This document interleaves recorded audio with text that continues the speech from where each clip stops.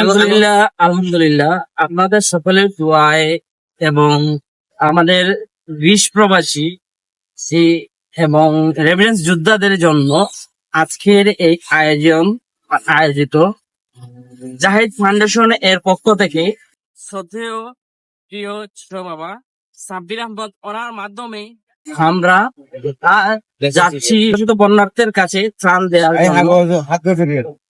তো অসংখ্য ধন্যবাদ জানাই আমাদের গ্রিস প্রবাসী এবং রেমিটেন্স যোদ্ধা যারা এই জাহিদ ফাউন্ডেশন পরিচালনা করতেছেন এবং জাহিদ ফাউন্ডেশনের প্রতিষ্ঠাতা জাহিদ ইসলাম জাহিদ আঙ্কেলকে অসংখ্য ধন্যবাদ জানাই। আরো যারা এই জাহিদ ফাউন্ডেশনের সদস্যবৃন্দদেরকে, তো ওনাদের কারণেই আজকে মহৎ একটি কাজ করার সুযোগ পেয়েছি।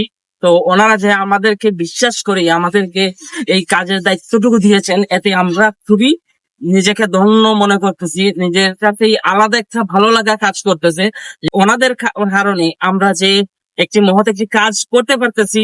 তো সেই জন্য তো আজকে আমরা গোবিন্দগঞ্জ থেকে মৌলভীবাজারের উদ্দেশ্যে, আপনারা জানেন যে গত কিছুদিন আগে ইন্ডিয়ার হঠাৎ করে বাঁধ ছেড়ে দেওয়ার কারণে আমাদের দেশে বিভিন্ন জায়গায় ক্ষতিগ্রস্ত হয়েছে অনেকই মানুষ।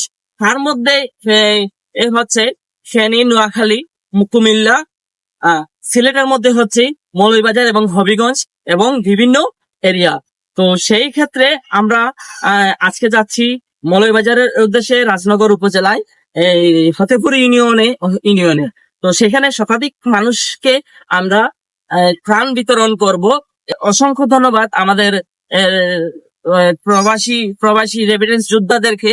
তো ওনাদের কারণেই আজকে আমরা এই কাজটি সম্পন্ন করতে পারতেছি, কিছু মানুষের কাছে ত্রাণ পৌঁছে দিতে পারতেছি। তো অসংখ্য ধন্যবাদ জানাই জাহিদ ফাউন্ডেশন এর সকল সদস্যবৃন্দদেরকে।